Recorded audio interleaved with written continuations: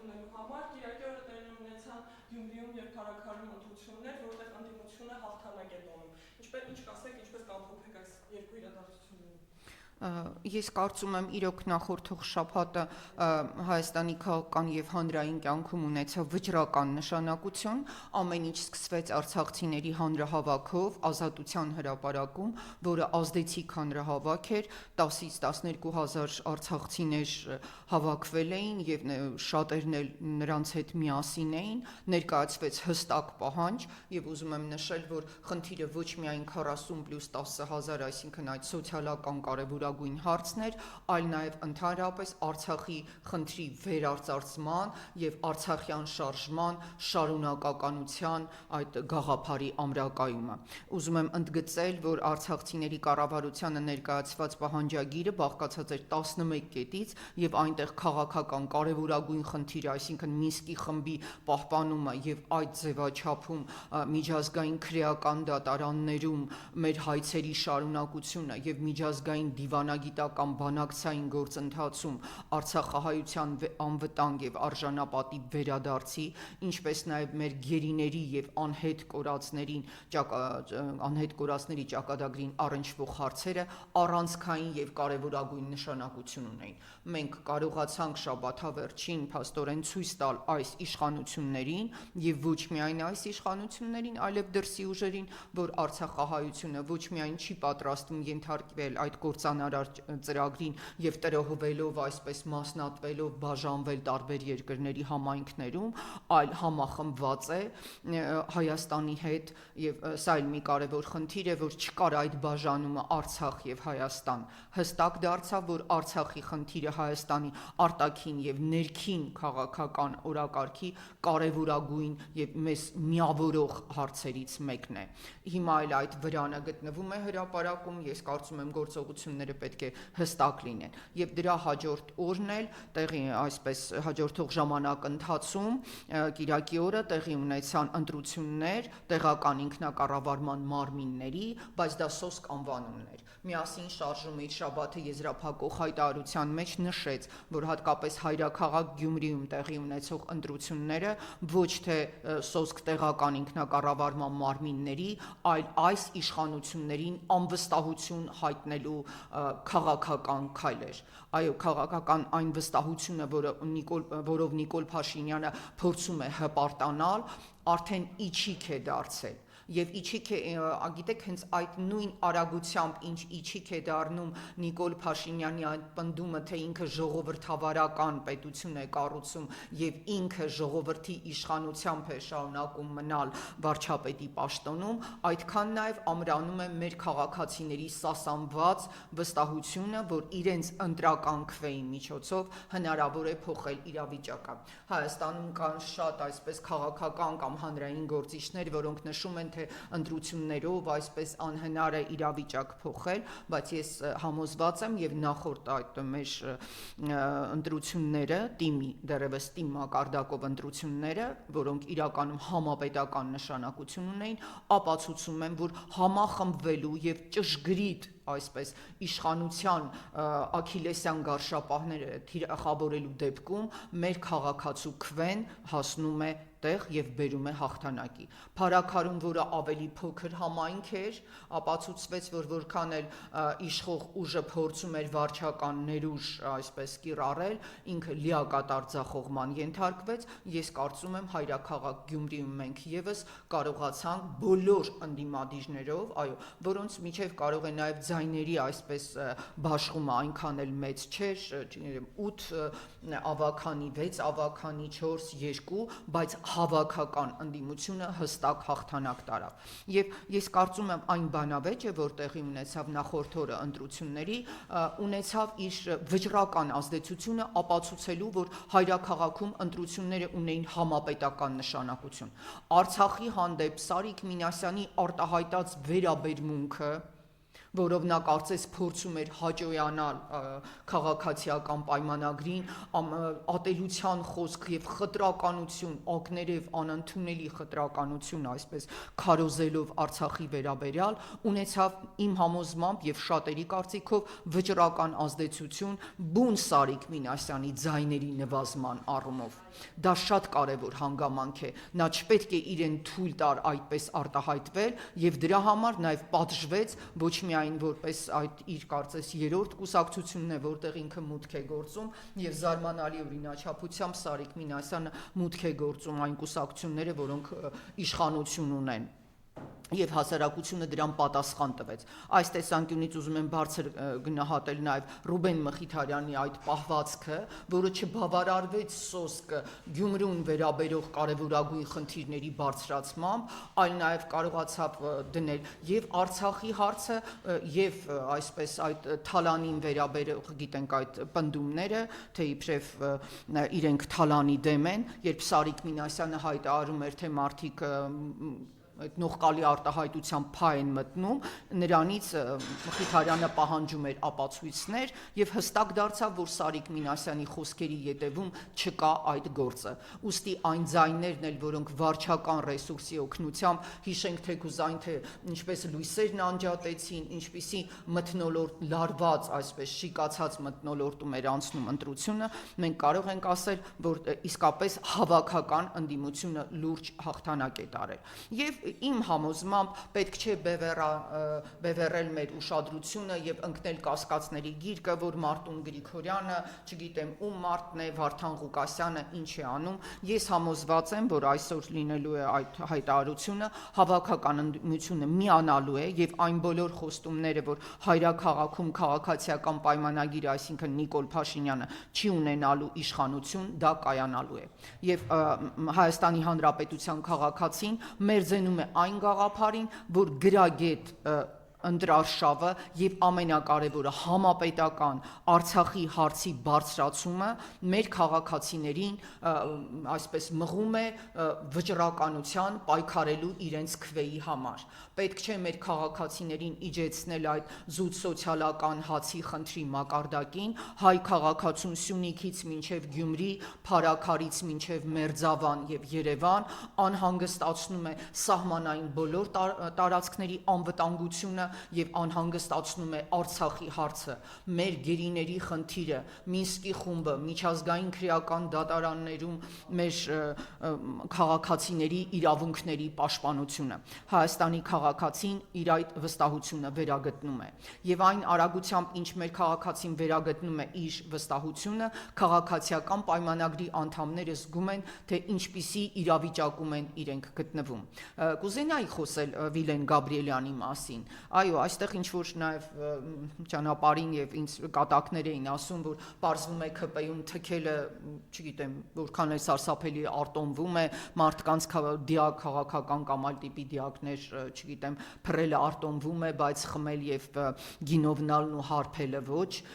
Այստեղ խնդիրը դա չէ։ Խնդիրն այն է, որ գիտեք տեղի ունեցավ թեկուզ դեռ մեկ անձի մակարդակում, բայց ես կարծում եմ, որ նա միակը չէ, տեղի ունեցավ ամոթի զգացման այդ արթնացումը։ Ամոթը մի անգամ այստեղ ասել եմ, գիտեք, ամենակարևոր հատկանիշն է, որ մարդուն տարբերում է մեկ այլ տիպի արարածներից։ Եվ երբ ամոթը կորչում է, այսինքն ամոթը, որ դու մասնակից ես քո հայրենիքի հանձնմանը, ամոթը, որ դու մասնակից ես քո քաղաքացիների այսպես շահերի ոտնահարմանը, երբ այդ ամոթը վերանում է, տեղի ունեն այն բոլոր սարսափելի իրադարձությունները, որոնք մեզ մոտ առկա են։ Եվ հիմա պետք է նշել, որ Վիլեն Գաբրիելյանի մեջ այդ ամոթը արթնացել է։ Ինչու եմ այդպես ասում, որովհետև նրա այդ Facebook-յան արդեն լայնորեն սփռվող հայտարարության մեջ նշված է, որ ինքը վայր է դնում падգամավորական մանդատը, բայց միևնույն ժամանակ ինքն առաջադրվում է քաղաքացիական պայմանագիր կուսակցության վարչությունում եւ նշում է, որ այնտեղ ներքին առողջացման եւ վերակազմավորման լրջագույն խնդիրներ կան։ Այո, ես շատ կուզենայի, որ քաղաքացիական պայմանագրի բոլոր անդամները Եվ հատկապես, չգիտեմ, բարդ է ասել, թե խորհրդարանում ինչպիսի իրավիճակ է, բայց քաղաքացիական պայմանագիր կուսակցության անդամները պետք է հասկանան, որ այն ծրագիրը, որով ստեղծվել էր իրենց կուսակցությունը, վաղուց իջիկ է դարձել, եւ այդ կուսակցության ծրագիրը եւ հիմնային դրույթները խախտվում են կուսակցության այսպես առաջնորդի Նիկոլ Փաշինյանի ձեռամբ եւ մտոք։ Այն կուսակցությունը, որ եկել էր եւ պայմանագիր էր առաջարկում քաղաքացիների միջև նրանց պաշտպանելու, նրանց խնդիրները լուծելու համար, այսօր ոչ միայն չի պաշտպանում քաղաքացուն, այլ հալածում է նրան, ենթարկում տարբեր տեսակ ճնշումների եւ նրա անվտանգային ապահովվածության մակարդակը իջեցրել է զրոյական մակարդակի։ Այդ ոչ միայն Արցախի նշաձողներ, Արցախի պայքարում իջեցնում եւ դադարեցնում է Արցախի պայքարը Նիկոլ Փաշինյանը, այլև Նիկոլ Փաշինյանը դադարեցրել է արդեն վաղուց, իսկ հիմա արդեն հրապարակավ դա խոստանում է իր պայքարը հանուն Հայաստանի Հանրապետության քաղաքացու։ Եվ ես կարծում եմ Վիլեն Գաբրիելյանին հետևելու են նաև այլ ԿՊ-ականներ եւս։ Ես չեմ կարծում, որ դա իհարկե Հովիկ Աղազարյանի պայքարն էր, որտեղ նրա պայքարը սեփական այսպես խնդիրների շուրջ էր, բայց հիմա հենց այս ընտրություններից հետո նկատելի է, որ գալիս է սթափեցման ժամը։ Եվ մարդիկ քաղաքացիներ, որոնք մտել էին այդ կուսակցության մեջ, գուցե ոչ միայն այն շահով, որ իշխանություն եւ այլ այսպես բարիքներից օգտվելու արտոնություն ունենալ, արդեն հասկանում են, որ առաջին կուսակցության հիմնական սկզբունքների խախտողը Նիկոլ Փաշինյանն է, եւ այդ իրողությունը շարունակվելու է։ Այդ գիտեք, խմելը, նաեւ լուտանքներ տեղալը, հայհոյելը, այդ ամբողջը ներքին ընկճախտի վճռական ցուցիչներ են։ Եվ երբ այդ ընկճախտը առաջանում է, երբ ամոթի գոնե փոքրիկ ծվեններ են նշմարվում, դա նշանակում է, որ մեր հասարակությունը դուրս է գալիս այն զարհուրելու իրավիճակից, որ ինքը ոչինչ չի կարող անել, այլևս հավատում է իրական Հայաստան կոչվողի կեղծությանը եւ տեսնում է, որ ինքը ոչ միայն մասնակից չէ դեպի առաջընթաց գնացող ճանապարհին, այլ հայտնվել է քաղաքական եւ տարածաշրջանային յետնաբեմում ու այդ իրավիճակը պետք է ուղղել։ Այստեղ շատ կարևոր է, որ նաև մենք խոսենք մեր սահմաններում տիրող իրավիճակի եւ պաշտպանության նախարարության մասին։ Իդեպ նշեմ, որ Վիլեն Գաբրիելյանը հայտնի էր նրանով, որ եւ սոցիալային տիրույթում տարածում էր իր նկարը, հիմա այսպես հետաքննությունների եւ քրեական գործերի տարափի տակ չկած պաշտպանության նախարար Դավիթ Տոնոյանի հետ եւ նշում էր, որ նա իմ ընկերն է, թեև Դավիթ Տոնոյանը այսպես հռչակվել է որպես Նիկոլ Փաշինյանի ծրագրերը չկատարող։ Հիմա շատ կուզենայի նշել, որ Սուրեն Պապիկյանը եւ նրան ենթակա անձինք, որոնք ներքին գործերից են եկել այդ նախարարություն եւ իրականում ոչ մի կապ չունեն իր պաշտպանության հետ, հաշվի առնեն եւ հետ դառնան ու տեսնեն, թե հիմա որտեղ է Դավիթ Տոնոյանը, ինչ ճակատագիր ունի եւ ինչ ճակատագիր է իրենց սպառնում, որովհետև մենք լսում ենք անհեթեթագույն արտահայտություններ, թե այդ կրակոցները ուղղված չեն այսպես Հայաստանի դեմ, այլ ընդհակառակը, չգիտեմ, օդ են կրակում, իբրև Հայաստանի անվտանգությունը ապահովված է։ Նայեք եւ տեսեք, թե որտեղ է Դավիթ Տոնոյանը եւ հասկացեք, թե ինչ է ձեզ սպասում, երբ դուք կատարում եք ապօրինի հրամաններ եւ չեք զբաղված նրանով, ինչը ձեզ պարտադրում է օրենքը, այսինքն Հայաստանի պաշտպանունակությունը ամրապնդելով եւ զինված ուժերի մարտունակության աստիճանը բարձրացնելով։ Դա շատ կարեւոր խնդիր է։ Եվ իբրև ամփոփում նաեւ վերստին վերադառնամ մեր Արցախյան օրակարգին, այս ամբողջ համապատկերում մենք պետք է հասկանանք, որ պետք է հստակ տեսեք, մի շաբաթը օրերը լրանում են եւ ես կարծում եմ քիչ են այն մարդիկ, ովքեր պատրանքների մեջ են, թե Նիկոլ Փաշինյանը կատարելու է արցախցիների 11 կետից բաղկացած այդ պահանջագիրը։ Դա նշանակում է, որ մենք պետք է համախմբվենք եւ քաղաքական, տնտեսական օրակարգը միավորելով կարողանանք ցույց տալ, որ Հայաստանում գոյություն չունի հայաստանցի եւ արցախցի բաժանում։ Դա աշխարհագրական, իհարկե կարևորագույն առանձնահատկություն է, որովհետև այն փոքրիկ բնօրրանը, որը մենք կրում ենք յուրաքանչյուրս մեր մեջ, մեր ինքնության գլխավոր բաղադրիչներից մեկն է, բայց ինքնության հիմնական բաղադրիչը դա հայկական շահն է։ Եվ այո, Մինսկի խմբի այսպես ինստիտուտի պահպանումը եւ խաղաղության պայմանագիր կոչվող անհասկանալի փաստաթղթին դիմագրավելը եւ ցույց տալը, որ այն խաղաղությունը, որը բերում է Նիկոլ Փաշինյանը, իրականում պատերազմ է, հիմա կարևորագույն հարց է։ Հետևաբար մենք ունենք երկու այսպես գերկարևոր հարց, որը ուղղում ենք Նիկոլ Փաշինյանին։ Փոխանակ այսպես տեղալու զայրույթի պորտկումներ եւ նյարդայնության ցնցումների մեջ ընկնելու ընդհանրապես երկու խնդիր կա։ Հրապարակել այն պայմանագիրը, որը ըստ նրա արդեն համաձայնեցված է եւ իրականում փոխզիջումային է, եւ չգիտեմ դրա շուրջ ինքը ում է առաջարկում բանավիճել այնպիսի տոնով, որը իսպառ բացառում է որևէ հստակ բանավեճ ես ուզում հրապարակիր այդ թուղթը եւ ցույց տուր, թե այսպես 18 թվականին, 20 թվականին մինչեւ պատերազմը Մինսկի խմբի համանախագահ երանախագահ պետությունները ինչ էին առաջարկում։ Եվ երկրորդ այսպես կարևորագույն խնդիրը լուծիր քո պետական հիմնական պարտականությունը ապահովել այսօր Արցախից բռնագաղթված եւ ցեղասպանությունից փրկված արցախցիների սոցիալ-տնտեսական նվազագույն կյանքի պահմանները, դա եւ նվազագույն կենսական զամբյուղի այսպես ապահովումն է եւ նաեւ բնակ տարածքի, այսինքն տանիք եւ օթևան ունենալու իրավունքը։ Ու դրա հետ զուգահեռ Մինսկի խմբի պետությունների եւ մնացյալ այլ պետությունների հետ մեկտեղ մեր գերիների վերադարձի եւ Արցախ վերադառնալու ճանապարհային քարտեզի մշակումը։ Մենք տեսնում ենք, որ միջազգային տարբերացիաներում այդ հարցը բարձրանում է։ Կուզենայի նաեւ իմ խոսքը ավարտել Գերմանիայի կանցլերի, գիտեք, այդ հայտնի նկարը, որ Արցախի դրոշը ինքը հրապարակեց իր էջերում, տեսեք ինչ արեց Ադրբեջանը անմիջապես բողոքի նոտա տեղի ունեցավ, հետ կանչեցին, փորձում էին սպառնալ դեսպանին, պահանջել նրան եւ այդ նկարը Արցախի դրոշով անհետացավ, բայց նա արդեն երևացել էր եւ Գերմանիայի նախագահը